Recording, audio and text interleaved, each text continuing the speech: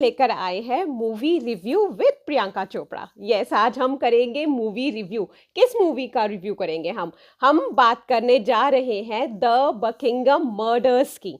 ये करीना कपूर खान की मूवी है जो हाल ही में मैंने देखी है। इस मूवी पे आज बात करेंगे। तो ये मूवी में ऐसा क्या खास है कि हम इस मूवी को देखें, या इस मूवी में ऐसा कुछ खास नहीं है कि इसको लेट गो कर देना चाहिए, यही बात करेंगे हम आज।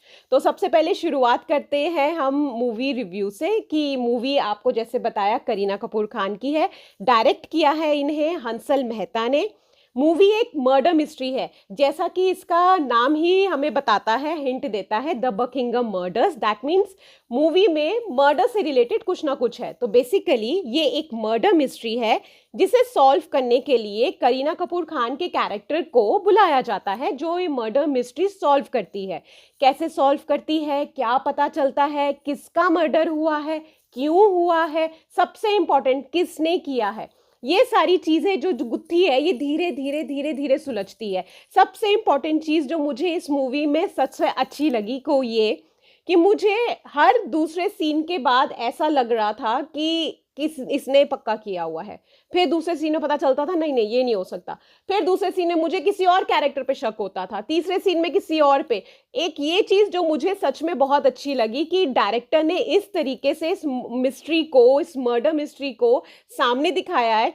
जो ऑडियंस है वो पक्का हर इंसान पे शक करती है कि इसी ने किया होगा, इसी ने किया होगा। बेसिकली किसने किया है ये एग्जैक्टली लास्ट में ही पता चलता है। आप मुझे लगता है नहीं गैस कर पाएंगे कि किसने किया है और क्यों किया है, बेसिकली जब पिक्चर चल रही होती है।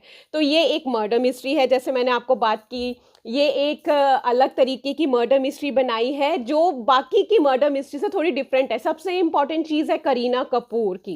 करीना कपूर ने इससे पहले इस तरीके की मूवी नहीं करी है। हमने उन्हें इस तरीके के कैरेक्टर में पहले नहीं देखा है। तो मुझे तो देख के थोड़ा सा तो शौक लगा, क्योंकि मेरे दिमाग में और मेरी आंखों के सामने जैसे करीना कपूर की इमेज है, हमें वो बबली बहुत अच्छी लगती हैं, चहकती महकती करती हैं। तो वो वाले कैरेक्टर्स हमने उनको बहुत ज़्यादा प्ले करते हुए देखा है। लेकिन इस बार जो उन्होंने प्ले किया है कैरेक्टर एक पुलिस डिटेक्टिव का, बहुत ही अमेजिंग है। मुझे देख के बहुत अच्छा लगा जिस तरीके से उन्होंने अपने आप को पोर्ट्रे किया है, क्योंकि पर्सनल लाइफ में भी दिखाया गया है उनकी लाइफ में कुछ ऐसा होता है जिसका असर उनकी प्रोफेशनल लाइफ में पड़ता है। अब वो क्या है वो ही देखना तो है। तो ये पिक्चर बेसिकली उन लोगों के लिए है जिन लोगों को सस्पेंस तो पसंद है, लेकिन आराम से वाला पसंद है। कोई धूम धड़ाका नहीं, कोई रात का अंधेरा नहीं, कोई कोई आवाज नहीं सुनाई दे रही, कुछ गिर नहीं रहा, किसी को डर नहीं लग रहा, ऐसी वाली नहीं है बिल्कुल भी। हॉलीवुड लेवल की टाइप की बनाई है इन लोगों ने ये पिक्चर, जिसमें हर चीज स्लो पेस पे चलती है। धीरे धीरे आगे की जो गुत्थी है वो सुलझती है। बेसिकली गुत्थी सुलझने में भी दिमाग बड़ा लगता है कि यार ये चीज क्यों हुई होगी, ये चीज ऐसी क्यों हुई है।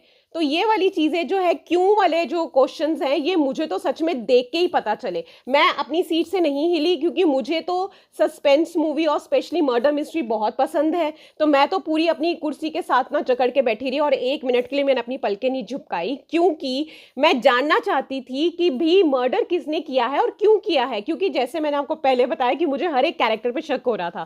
खैर, बात करते हैं हम कैरेक्टर्स की पूरी मूवी जो शूट हुई है वो यूके में हुई है।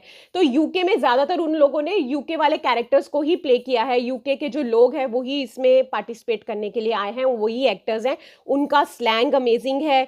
जो हमारे यहाँ के लोग हैं, देसी लोग जो चले जाते हैं, बाहर शिफ्ट हो जाते हैं, एनआरआईज हैं, वहाँ रह रहे हैं, वहाँ की लाइफस्टाइल दिखाई है उन लोगों की, उनके स्ट्रगल्स दिखाए हैं, उन लोगों के साथ क्या क्या चीज़ें होती हैं, दिमाग में क्या चलती हैं, किस तरीके की मुश्किलों का उन लोगों को सामना करना पड़ता है, ये भी दिखाया गया है।